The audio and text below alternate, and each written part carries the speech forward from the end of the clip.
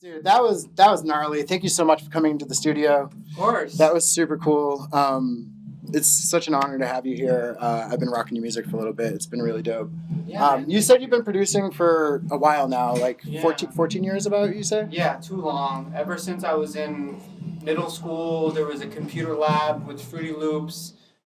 Funny story, actually. Me, Troy, and Michael, so Proco and Lump, all started producing music together Oh, dope. in the computer room at our really cool private school that was in the woods of NorCal. It was like, imagine little cabins that were schoolrooms, like different classes, and then you would walk like on a trail. Obviously, I ended up there after being like, expelled from public school. So it was like the last resort. I'm just so thankful that I made it there, and then that was how I got introduced to producing music. And like, how cool is it that I started producing music next to some of like the legends in the scene. So That's so cool. What's the name of the school or it's called None Such. and such? That Yeah, sounds super I don't cool. know if it's still up and running, but yeah, it was like just something truly magical. Like I really think that kids should be schools where they're able to just learn about things they love. And 100%. I was able to do that. I was still a little shit. Shout out my mom. She put up with it. Cutting out a little bit. Cutting out a little bit? Give me one second. But yeah, it was incredible. None Such. Shout out None Such. Shout out Michael, shout out Proco, Roy. They were like the older kids, Nice. and I looked up to them in a lot of ways. So bass music hasn't really been around. I mean, I guess it has in some form. What did you start producing it? Like, if it was that long ago? I mean, well, they were making all hip hop beats. And then Michael was in a death metal band, so I would go over to their house and like take a bong rip and just be like exploded by blast beats. But so they were producing mainly hip hop, and then I was kind of producing more of the dubstep stuff because, like my upbringing, my mom was involved in throwing like underground parties in LA in the 90s. Oh, that's so cool. Which was really cool. So I got kind of a backdoor glimpse of that. Like, so it's kind of a family business.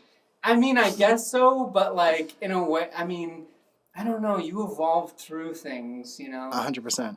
And the scene has changed, obviously, but You talking like warehouse parties and stuff, or like more like clubs? no, like Yeah. I would be like helping my mom paint pillars because she was making like an Egyptian themed stage for That's like so an cool. underground in the warehouses. But in the 90s when it was like, I don't know, more like Party Monster. More... That's where I came from, man. I came from the 90s. Yeah. Like, my first party was in 96 in New York, so yeah. like the whole Party Monster, if you've ever seen that movie, like Yeah. that's I know all those people. It's obvious, it's dark, but if you look beyond like the story, the scene, the culture behind it is incredible. Yeah, I'm a club kid from the start, man. That's where I started. That's how I got into clowning and stuff like that. Yeah, I mean, I was going to like moon tribes when I was, this big, and That's incredible, trying man. to fire dance, like trying to do poi. That's so cool, man. That's really funny. It's really cool to like interact with second generations because I'm a little bit older too. Like I said, I started in the 90s, and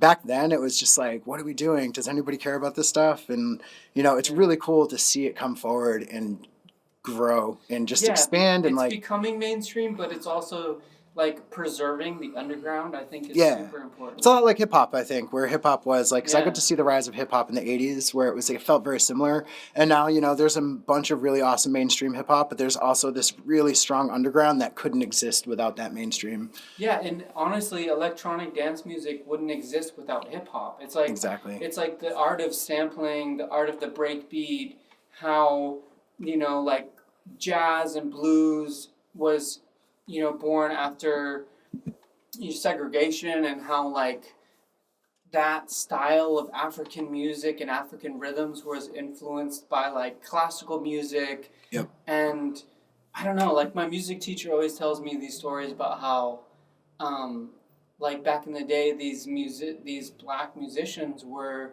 playing for like a dinner party in some fucking plantation room, and then at night to make a little extra money they would go to brothels and play, but they would be more free, and that's what jazz is. That's where jazz came from. The word jazz is derived from the word jas, which is I forget what the language is. It's like an African language, but it means sex.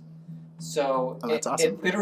Jazz literally comes from like the culmination of Western and African music blending, and then we have blues, and then we have neo jazz, we have hip hop. It's inspiring. It's something that I think that a lot of producers should try to research and learn about, because it's given me a lot of insight about like my own production. So That's awesome. yeah, totally. Speaking of your production, man, your music is so cinematic. Is it inspired by like you're like into sci-fi or horror? Is there any like people who do scores and stuff that you're like inspired by, or is it just purely this is just the music I make? I mean, it's everything. But to answer your question, like Philip Glass is one of my big inspirations. Also, Zimmerman, he's cool, but Zimmerman's like biting glass. Mm-hmm. And then you have Brian Eno, who's doing his own thing on the side. I mean, for me, I think a year or two ago, I started really thinking about music visually. Everything I make is inspired by a visual story. Yeah, it shows like a lot. Concept. Mm-hmm. And also, I don't watch tutorials. I don't buy sample packs. Everything is like made in-house. Everything is super raw, which can be a weakness in a way, but it can also be a strength. And I feel like that's something I wanted to talk about with you, was just like how certain producers, they really just like, their sound is so unique because of that. 100%. You can tell when people are using stuff in the box. It's not wrong. There's a lot of amazing artists that use in the box stuff, like samples. I mean, people like DJ Shadow made a career out of using other people's music and reforming it, adding it into like new music. But there is something super special about somebody who takes the time to make their own make the recipe themselves and make the ingredients themselves. And that's where you get the cream that rises over the crop. Like there's a lot of incredible producers, but you can tell the ones that like sit in the lab and hone their sound because they have a specific sound. It's interesting though, because the time, like the generation we live in, we're flooded with information. The internet is so vast that, I mean, dude, on Instagram I had an ad the other day that was like, look at this tool you can use. It has the beat for you. You just choose the style of the drum rack, and then it's like, oh, what kind of like melody do you want? And you choose that, and it's all built in. And it's like, I remember taking like a class, a physical class from Ill Beats. Or Ill Gates. Ill Gates, yeah. Shout out to Dylan. Yeah. Shout out Ill Gates. Back in the day, I think Schlump was there too. All had our laptops on little chairs at a weird hotel in NorCal, and he's teaching like the super drum rack and like how to group things. And now I see that method is now turned into like this corporate product, which is like you get these sound packs, and then producer. I think it's great. If you can at the end of the day, if you can produce a song that makes people feel things, it doesn't matter. I agree. And if I sit there and I compare myself, that's where the problem is, because it's like we're all different counterparts to this bigger thing, which is the generation. Yeah, 100%. And the sound. You know? Yeah, it's also a good place to start. I tell a lot of people, don't be afraid, because I know myself personally, when I first started producing, I was afraid to use samples and stuff. And I spent 3 years trying to make my own sound and everything before I really understood the concept of making music. Yeah. And it was really a hindrance. And then I was like, you know what? I'm going to buy some really dope samples. And then it started it clicked. You know what I mean? It was like, all right, I have these parts. And then from those parts, I can be like, all right, how would I make that part? So it was really interesting. I tell people, like, when they're asking, like, what advice when they're starting, I really think that, like, start with sample packs, start with, try to write your own bass line, but like drums and stuff, start with a sample pack, figure out what rhythms and what patterns you actually like, and then try to emulate that with your own sounds once you get to a place that, you're comfortable with. It's a lot of patience, man. This game is it's totally about patience, but for me, like, and I have had students in the past, and I love teaching. I think what's really important is that people learn not only the history to pay respect, but also like music theory. Like music theory is so simple. If you can count to 12, Yep. you can learn music theory. And once you learn music theory, like for me, for example, before I understood how to read and write music or song structure or scales, keys, the whole nine, it felt like I was just mumbling. Like it felt like my songs were just like me. I'm trying to say something, but I don't quite know the words. Yep. And then once I studied under a teacher, once I was able to learn music theory, it gave me the ability to like speak the language. And it doesn't mean you need to be some savant playing orchestral music, reading music, playing fucking symphonies. It's just like if you learn how to put together a basic scale, if you learn how to make your root note in key, if you learn how to tune your drums, it's just going to sound so much more cohesive. And then you can actually tell a story. Like you can actually speak the language. Yes. Yeah. Which is so, and it's so, I feel like a lot of producers are so afraid of that, but it's so easy. Count to 12. If you can count to 12, you can fucking learn the scale. Like you can learn major, minor. 5 years before I actually attempted to learn it, and it was like so intimidating. And then it's like, oh wait, this is like a basic language. Like if you learn a basic language, and it is funny. It's so much like language where there's a lot of people just like fumbling around. Like just, I was mute for years, and just not understanding it and not realizing why they can't get their music to the next level. And I definitely think that at least basic understanding of music is like, it's such an important thing. They make it too easy now to not, to not do that. Like you said, you can buy a program that make it easy to do it. Not Yeah, do it. yeah. Or totally. to do it. Like some of my greatest friends are amazing producers that are fucking killing it right now, but they still don't.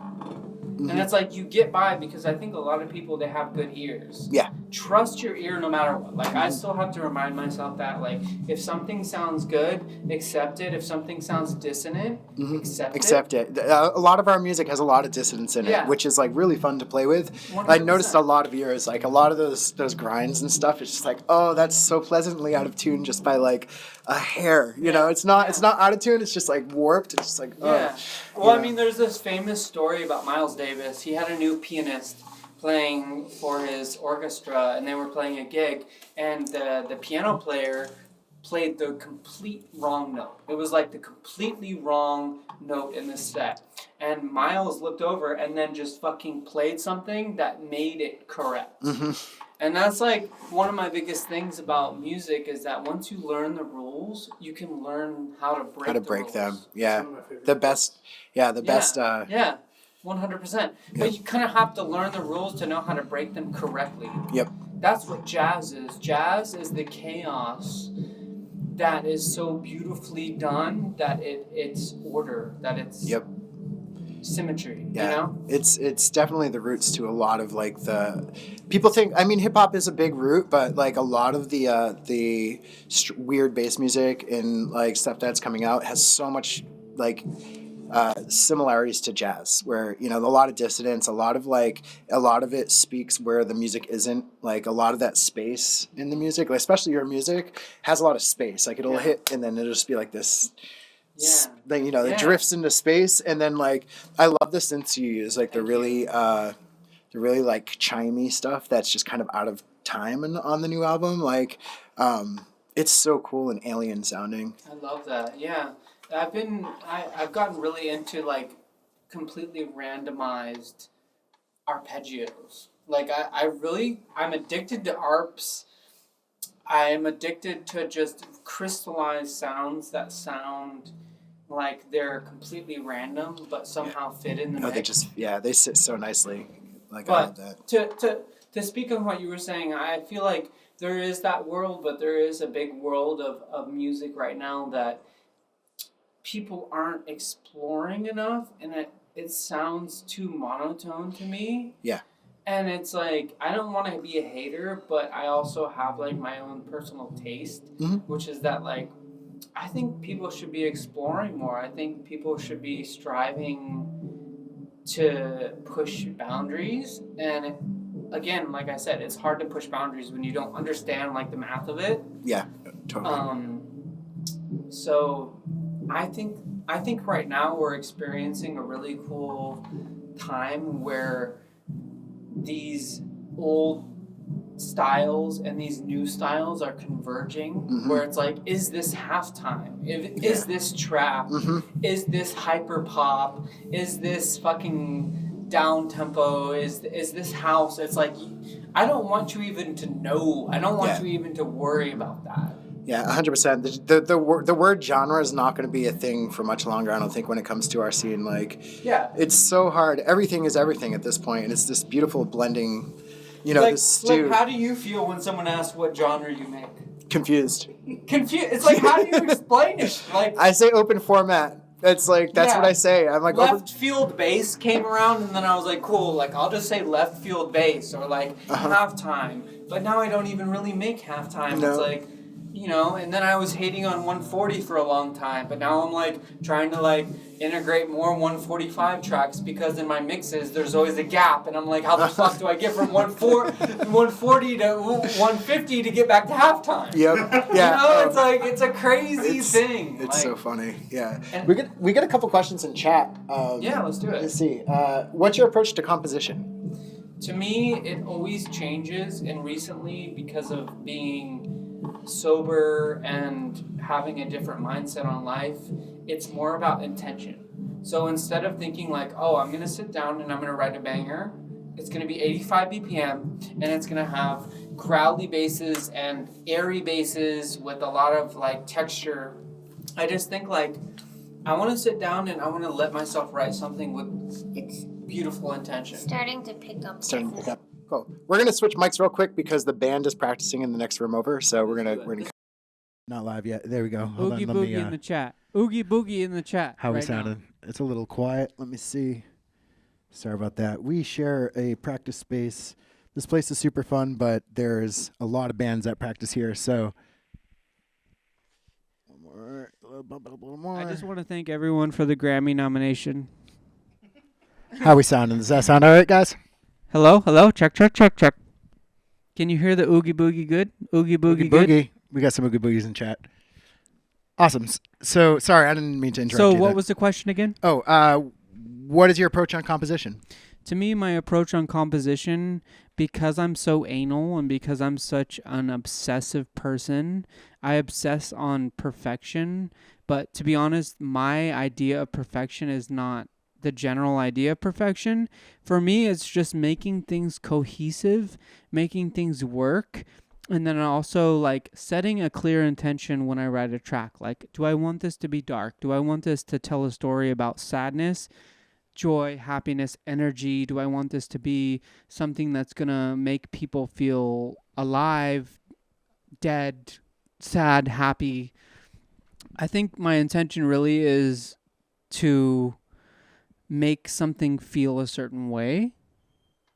But then also I have a lot of ideas and stories in my head that I want to like accomplish and make into a physical thing. So it's a mixture of just putting clear intention, but then also having a story fit into it. Sweet. Speaking of stories, your new release, I'm going to try not to kill it's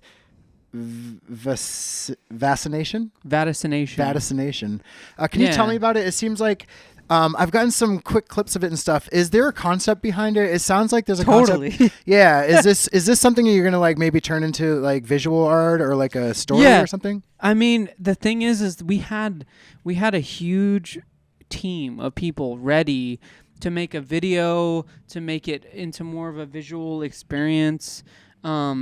And then the pandemic hit, so obviously we were cut off on that. But luckily, Wormhole Music Group has been super supportive of me to continue it, even if it took a year.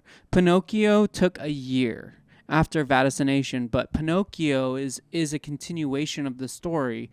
River of Bones is a precursor to Vaccination. That track's insane. I listened to that in my car on the way home yesterday. Thank you. And man, it's such a soundtracky, like just like journey. It's so good. Yeah, I mean, to be honest, I was trying to be more the EPROM style on that, but then everyone started doing the EPROM style, so I kind of strayed away.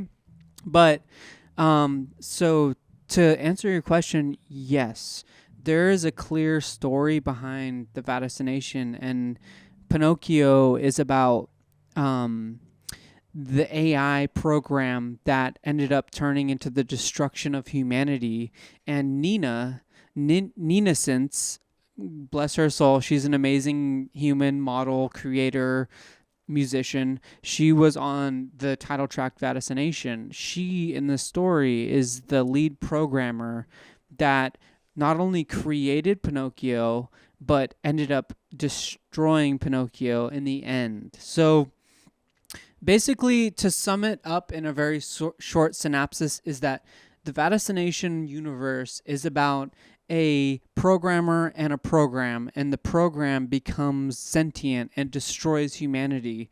And then the programmer in the future, in the distant future, has to upload a code into the mainframe to destroy Pinocchio. And the code is BX3, which is sentient, which is humanity. So, like, it's a universe that lies within our current time, but it's also a universe that lies within the distant future, where the machines and the programs and technology has taken over the world, and humans have become the minority. That's incredible. I would love to see a short film or anything like that. Yeah, So. I mean, big up Kevin. Kevin I forget his handle on Instagram. He's an incredible visual artist. Kevin Singleton. Kevin Singleton spent, months and months with me with this story and creating avatars, and he did the art on the newest single too, Pinocchio. He was able. That's the thing, is I really like working with other people because I'm not a visual artist. I'm a musical artist, so it takes a village.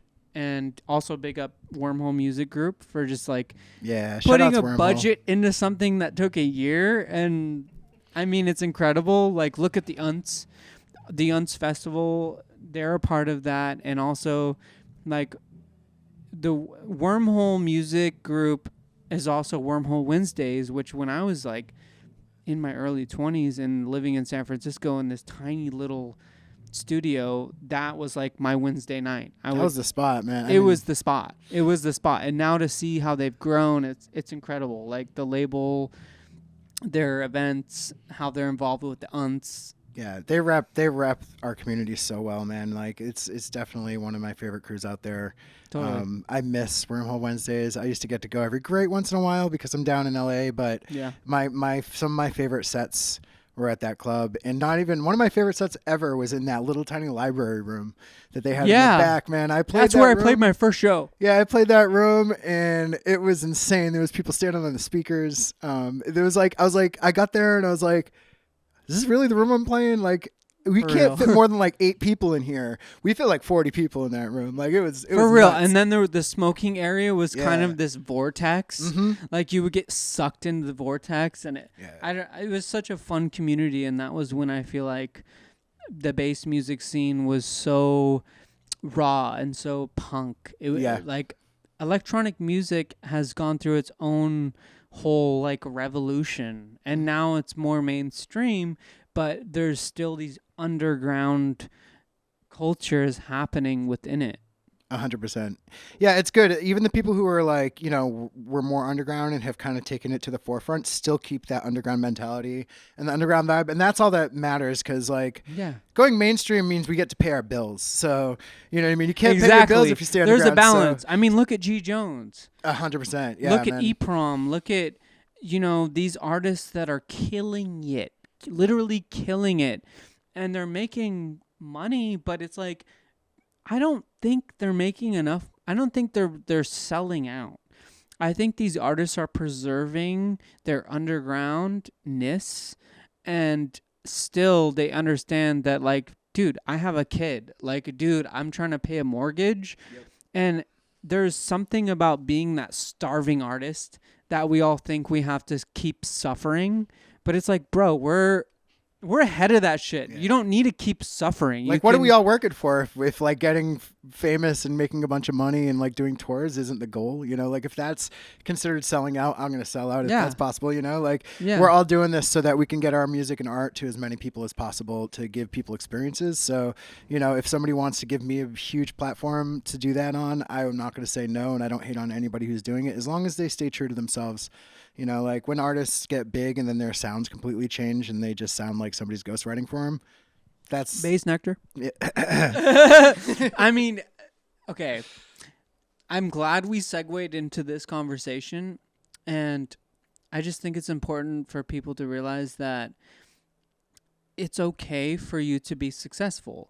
Because for me, for a long time, I was producing and I felt like I had to be this edgy underground artist. Yep. And now I'm realizing, because I'm getting older, I guess, is that that's such an outdated mentality. And that mentality will hinder your music. It'll hinder your health. It'll hinder your ability to progress forward. So I think it's important for us to all tell ourselves that we deserve wealth. 100%. You know, we make dope art. Why would we not want the world to see it, is what I think. You know? Exactly. And like, why would you hate on somebody else for getting some success and sharing their art as long as they're genuine to their art? You know, I think 100%. That's the most important thing. You know, I thought it was cool and edgy to be underground until I hit like 38 years old, and then was like, oh, I got to retire soon, and I don't want to be that 70-year-old trap DJ still trying to hold down, you know, a crowd. Like, I don't know if I want to do that. You know, hopefully I'm still DJing by the time I'm 70, but, you know, the pressure should be off. And, you know, like I started focusing on actually trying to make some financial success out of my art. And, you know, it feels good. It feels good to get that paycheck. Yeah. As long as you're still just making the art that you were making before, you know, that's really what matters, I think. Well, also, I feel like, especially with you, like, you're giving me a platform right now. You're giving a younger, I mean, we're only like 8 years apart, but you're giving someone who is inspired by your generation a platform. And I feel like another big part of just being a musician or being an artist or being in a creative field is like helping others. Like, it's weird to say this, but like, it's kind of like AA. It's kind of like 100%. sobriety. It's not about you. Like, it's about helping someone else. And when you put that mentality behind any force, it can become so much more pure and so much stronger. Totally. I don't know if you know, have you heard of the Producers Social? So it's something me and Stefan Jacobs started. It's like I love 10 years ago. Stefan's my brother. Like, he was like my like idol when I first started producing. I was like, I met him before shit. he even started making music. He was like 18 years old and just got here from Canada. And I met him. He invited me to a party while I was hanging out on Venice Boardwalk, just randomly. And yeah, like he's just one of my best friends in the whole world. But where was I? can't even remember where I was going with that. Stefan Jacobs. Oh, we started the Producer Social together, which was basically a really greedy way for me to get in the studio with producers that were really dope, because I was just learning, and I was like, feels weird to be like, teach me stuff without me paying you because I have no money. So we started this night that was basically you get together and you share tracks with other producers that are unfinished, and we give feedback. And it blew up and became like, we were in 7 cities. We were in Singapore. Like a Producer Social? Yeah, it was literally called the Producer Social. Fuck yeah. Yeah. And, you know, I just did it kind of out of like, you know, I want to meet some new producers and stuff. And it's the best thing I've ever done in my life. So many people met each other through that. I think a lot of the Fuzzy Puddles guys met through that. I met David and Kim through that. I met all of my favorite producers and the people I work with through that. So yeah, I didn't know why we were doing it. We did it for years we lost money every event because we kept it cheap so that new producers could come. And for years I was just like, why are we doing this? Like, it felt good, but it was just like, what's the whole point? And, you know, I think like 4 or 5 people I've interviewed all, have kind of given a nod to Producer Social as like, oh, that's where I met. I think my I crew. know why you did it. Yeah, and it or feels I think good, I know man. one reason why you did it, and that's because when you're an artist, you can't hear your own music. You can only hear the right decisions you feel and the wrong decisions. 100%. And that's why this whole thing is more about the community. Like, I wasn't able to read the feed, or the chat, but the idea that there were people in the chat saying ooga booga made me like so excited. And when I'm able to play a set and see people's reaction, whether it's like off put or happy or like dancing or raving, I feel like that's my ability as a musician or an artist to see my work, because you can't hear your own music. It's so true. Isn't that a trip? Yeah, we haven't done the social since before pandemic. We tried doing a few online, and my music production has gone like so downhill just because like I'm so unsure of all the stuff I'm writing. We have a cool chat group in Facebook that we share stuff still, but it's not the same as playing it over the same speakers for a whole room of people. We're trying to get it back together. Hopefully once pandemic calms down a little bit, we'll start doing them again.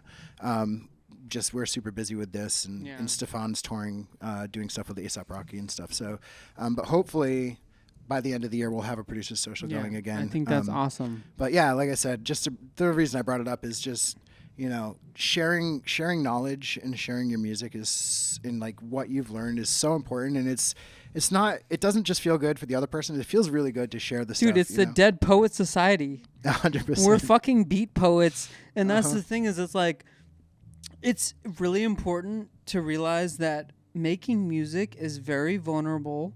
It's very sacred.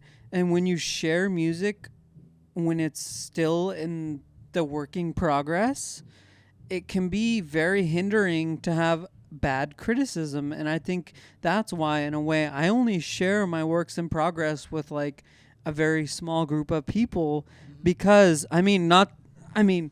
low key inspired by The Artist's Way, that book, it can be very hindering, because, for example, like my partner, I love her to death, but when I play her a song I'm working on, she's going to hear it, and then if I do 10 hours of work on it, she's going to hear the same thing.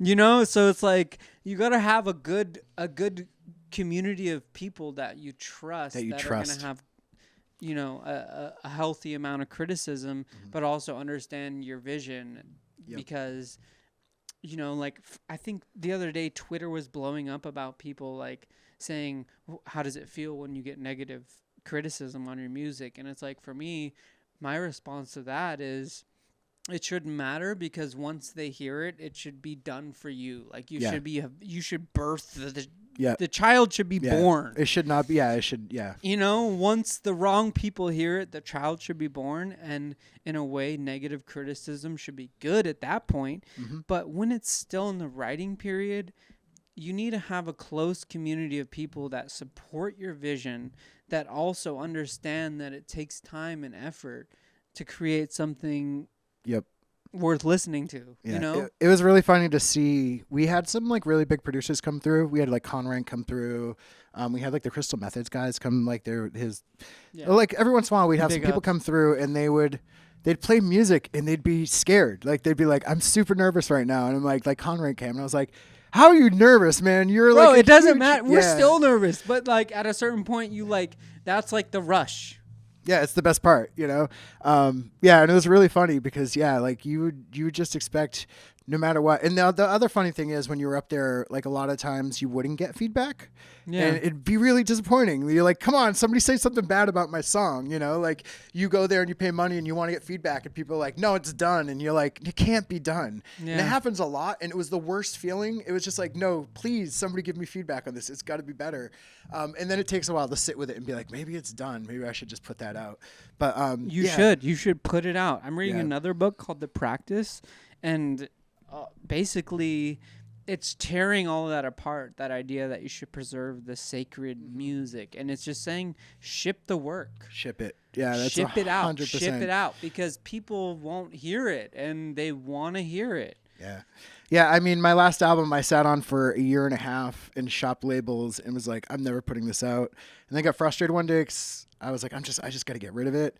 And I put it out and made no posts, and the thing went #1 on the Beatport 140 charts for like 3 weeks. And I was like not happy with this album. I was just like, it has a life of its own. Yeah. You put it out and you're like, it made me really rethink of like me putting out music, that like my judgment on music, when I play it for somebody and they say it's dope, I'm just going to put it out. I can't, it's so important for new producers to like to go through that process of birthing the thing and letting it go.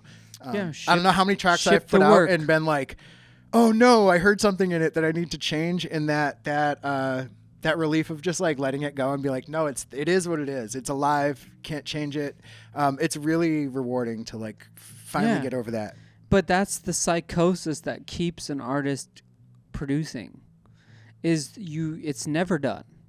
The work is never done. It's never. You can ruin a song. I've ruined many songs because I thought it wasn't done. And it's become the best song. Like it's become your favorite people's favorite song of yours. And I'm like, why do you like this? Like this fucking sucks. Like, yeah, you can't tell, man. Like people just vibe with different things. Give a ooga booga in the chat. Ooga booga in chat. Ooga booga. Noah just did ooga We've got chat. Noah in the house. Let's see. You stick your head in there. Give it up for Conversing with Aliens for doing really, really super dope visuals.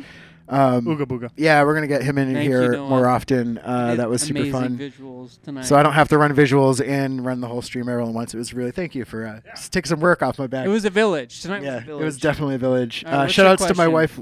Oh, next question is, what kind of music are you listening to other than electronic music? None. I None? listen. Well, that's to accurately answer the question. I listen to probably 90% indie music and throwbacks. So like I'll listen to all the old Radiohead. I'll listen to James Blake. I'll listen to I mean, I listen to shit that's like not electronic, but then I listen to also podcasts. Same here. And I feel like this is very personal, and I'm not saying this is what you should do, but I don't listen to electronic music in general because I don't want to be super influenced by it.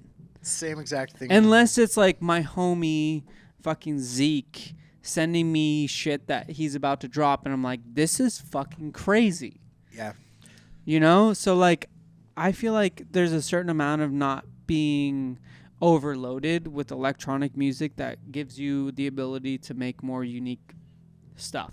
100%. There's no way you can't pick up things if that's all you listen to. You can look around like every record in here. I think I own like one actually electronic I see music. Massive Attack. Yeah.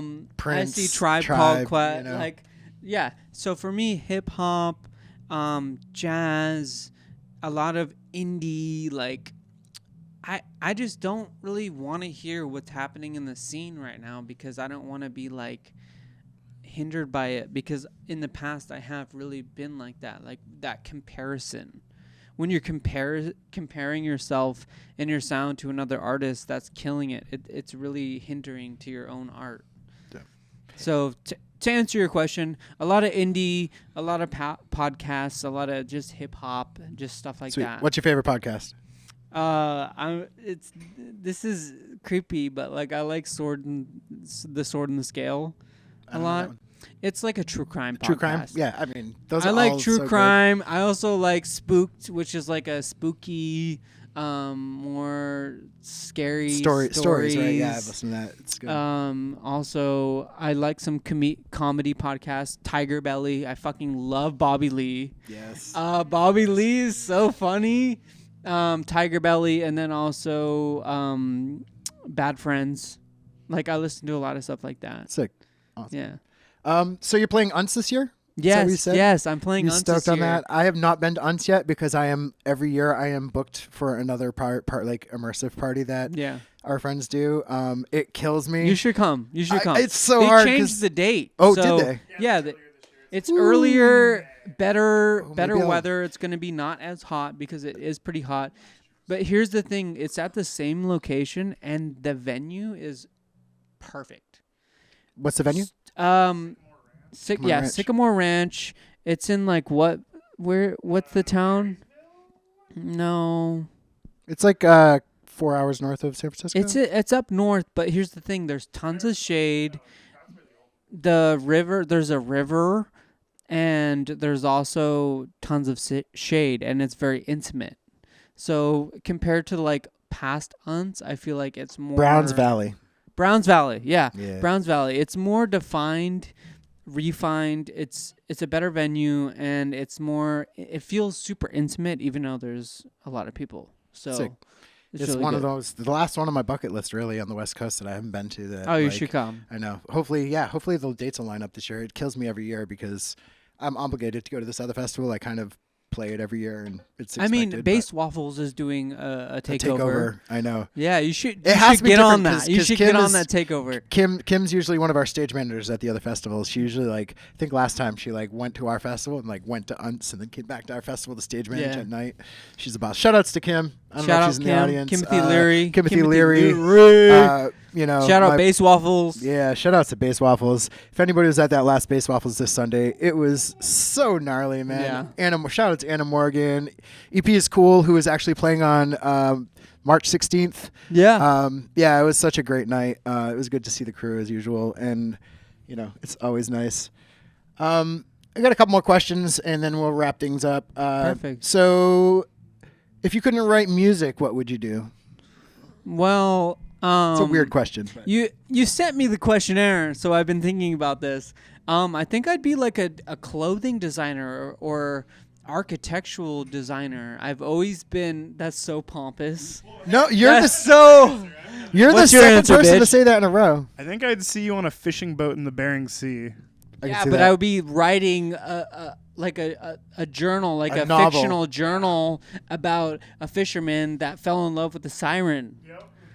Yeah, because I'm obsessed with stories. Like, I think I have a deep fascination with architecture and spaces because I feel like it's all one and the same. Sound is a space. Mm-hmm. The way you hear sound has to do with the space you're in. 100%. Also, the way the clothes you wear define who you are, and other than a naked person. Yeah. Yeah. You know, when you see so- somebody with what they're wearing, really makes you like, even if you don't try to judge, it's automatically is like what you're putting out first. It's what people interact with. Yeah. The Moira in the Desert who were here last week are super into fashion. Like that's their thing. Why they named themselves Moira in the Desert. And, Some of my best friends are huge fashion people, designers, models, jewelry. Yeah.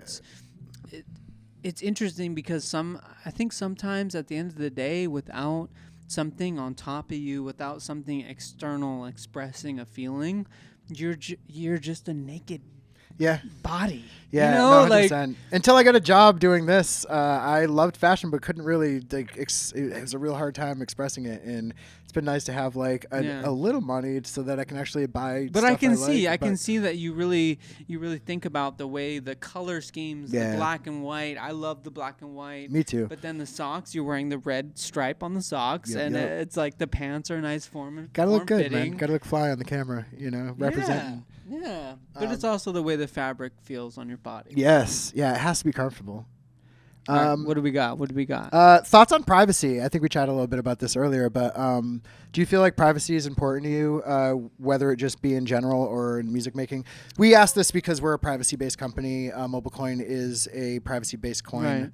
Right. So we love the discussion on how privacy works. I think art. all urinal, I think all bathroom stalls should be clear. I think you should be able to see right through it. I think that everyone should have a tattoo of their social security number on their forehead. And You first. Yeah. Okay, to be real, no, I think privacy is super important, especially in this time with like technology and social media. I think it's important that people have privacy in their work, in their social media, in their banking. I also think it's important to be like using proper crypto wallets so that everything is encrypted. I think in regards to music, I'm very private with my music because I only, like I said earlier, have a handful of people that I share my works in progress, as well as I'm not super good at collabing, so I feel like that in a way has to do with privacy because I'm very specific and particular about my musical style, and when I write, I'm like, I have to be in a very comfortable environment, and that in a way holds me back from not having a ton of collabs, but I think it's important because it just makes the work that I create more personalized, and I think it's better to have less work that is more real to you than more work that is more real to the world. I get that. Yeah, no, 100%. Yeah. So yeah, I think privacy is super important. Quality over quantity. Yeah, exactly.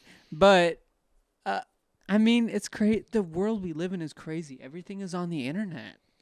This is on the like everything. Yep. Yeah, speaking of, if you missed the set or you want to see the set again, we will be putting that up. If that's okay with you, It's okay with we'll me. be putting up on YouTube by the end of the week. Some artists just don't want their stuff shared. You know, they have a lot of like works in progress and stuff. So I always like to ask. But yeah, if you want to check it out, we also have lots of other stuff on there. We have stuff from Mr. Bill. We have stuff from Freddie Todd, Crypt, Hullabaloo, and then a bunch of other artists that are just not even electronic music. We have everything from folk music to hip hop to jazz to everything. So check out our YouTube. Last question: Do you have any new releases coming out? You have anything you want to promote? I think I'm gonna drop a single this month, and it's gonna just be a self-release. You've probably heard it in the mix somewhere. It's a new storyline or a new universe I'm working on that has to do with a medieval prince that is a hermit but also a sex addict and becomes infected with a sexual disease and then has to go to the mountains because the prince is a hermit and ends up becoming under the spell of a witch that is in an eternal sleep and ends up cursing him to be replaced in the eternal sleep. And then in the distant future, that bedrock that he is fossilized into becomes the computer chip that Pinocchio is. So I'm tying it all together. All back. I like the way your brain works, man. It's I'm like a excited. halftime super stabby track that is a bit more orchestral. Sick. Yeah. Do you have any plans on like? Have you ever thought about doing scoring for movies or stuff that's not just your 100%. own? Have you done any? I've done some for my cousin, Cincinnatus Hibbard. He's an incredible filmmaker. It's been more indie style, and I would love to do more. Actually, tomorrow morning, I'm going up to Grass Valley with my friend Orbseer, who's doing a lot of incredible things in the crypto world with NFTs, and we're going to be working on an 8-minute score for his main crypto immersive piece that, I mean, it's not a cyber ape. It's a 360-degree wraparound NFT that you wear 3D glasses to watch. And I mean, he's working with 3D Live, the company that does all of Flying Lotus's visuals. And I mean, when he called me to do this, I was so excited because I wait for opportunities like this. And to answer your question shortly, yes, I have, but I also have a deep passion for visuals. So I would like to do more. What an exciting time to be alive, man. I know. The art. I know. Just being a part of this new art explosion, like this renaissance is insane. I think when we look back 20 years from now, we're going to be like, wow, just between the pandemic, the yin and the yang of these last like 3 years, it's just been absolutely, what a roller coaster ride. When half of your waking day is spent in the metaverse. Yeah. And you're like feeling sensory, like, movements, and you're just like waking up in a bed and there's tubes in you and you're in some like Blade Runner type dystopian future, but the metaverse is half of your experience. I mean, we could be there now. Who knows at this point? I know. I mean, the whole simulation theory to me is so fun to think about. Like, it's terrifying too, but it's fun. Yeah, 100%. I guess we'll wrap on that. Let's wrap it up. That's a really good way to wrap this up. Thank you, everybody, for tuning in. Thank you for coming through. That was a great interview. Thank you for conversing with aliens, for doing super dope visuals. Aliens in the room. We're going to get him on the mic next time. Amazing. Yes. My name is Mark. Yeah. My name is Demoth. We're here every Wednesday. Please give us a like and follow. Next week we have LMNOP. We're going to talk puppets with him. It's going to be really dope. I'm going to put together a really weird wavy set for that one. Sick. So join us at 6 p.m. We'll probably be, we go live at about 20 of. We usually show older shows. So if you want to see something cool from one of our older shows, tune in then. hopefully y'all got a little bit of free MOB. We'll be depositing that, I believe, at the end of the show into your wallets. We'll post the information in chat one more time. All you got to do is send a little message to the Signal number, and we will give you free MobileCoin. Free MOB. Free. It's free. Shout out to everybody out there. Big ups to Kim. Big ups Thank to you. Lee. Big ups to Noah. Burr, burr, burr, burr. We will All right. see you next Wednesday. Oogie boogie in the Stay chat. tuned. Let's get one more Oogie Boogie in the One chat. more Oogie Boogie. Thank you guys so much. I love you. This has been Little Bird, MobileCoin Radio. See you next time. I can't wait. Thank you so much. Oogie Boogie.